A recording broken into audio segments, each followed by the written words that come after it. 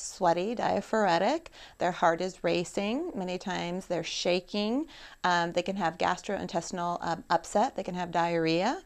They can feel like they have like their head is just kind of spacey. That's one of the common symptoms. And sometimes if they have a pre-existing cardiac problem, and a lot of times people don't realize it, and they take a lot of caffeine, it can cause their heart to go into palpitations. So they feel like their heart is beating out of their chest. We've actually had students come in here with their heart into an arrhythmia, where they had so much caffeine that their heart actually went into a different type of rhythm that caused it to beat twice as fast as it should be beating. Obviously, like, it has a lot of bad chemicals, know that, but I don't know what they are directly and what they do to you. But I kind of don't care either way. Like, I feel like even if I researched it and found out exactly like what they do and all the negative side effects, I don't think it would make me stop drinking it.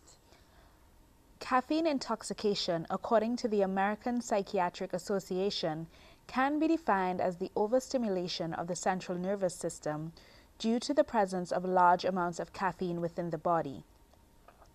While caffeine in small amounts is widely known to increase alertness and deter lethargy, caffeine intoxication is a big problem among college students.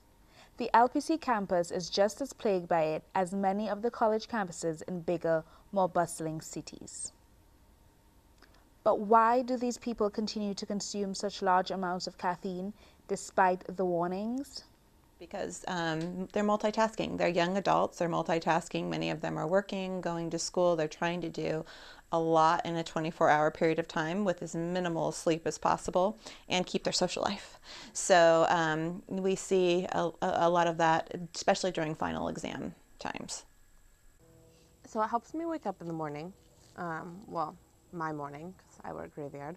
But it doesn't really keep me that much more awake throughout the day like it would like a normal person, just because I drink it so often.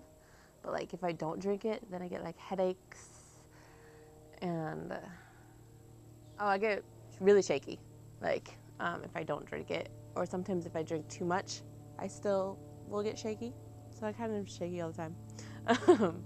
But I like crave them if I like see one and I haven't had one in a while. I'll like want to drink more, and then I'll go buy one.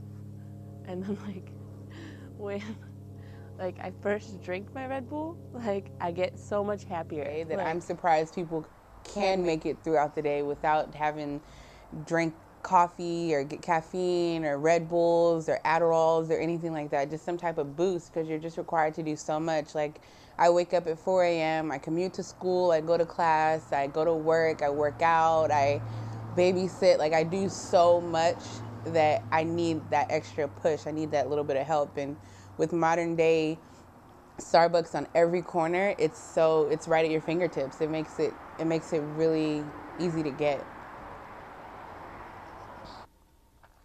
While one of the smaller 80 milligram cans of these carbonated energy beverages may be safe to consume, Barbero says the problem lies in the fact that most people consume more than one serving, and most cans, the larger ones, contain more than one serving, which people consume in one sitting. I consider caffeine more of a necessity than a luxury item. I allow a certain amount of money to go towards it out of my paycheck, probably $10 a day, $10 or $15 a day. I go at least 2 or 3 times a day.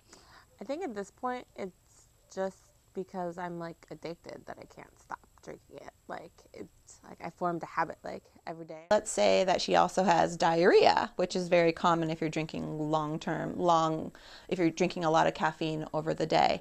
Then she's going to have inflammation of her bowels, which could increase her chances of getting cancer. The other thing is that if she's having a ton of caffeine and very acidic stuff, she can get gastroesophageal reflux disease, which again can increase her risk of chances of cancer, and also increase the risk of erosion of her esophagus. If she has any pre-existing heart conditions where she's having caffeine and putting extra pressure on her heart, what that can do is increase her risk for hypertension if her heart is having to work harder than it should for a longer period of time.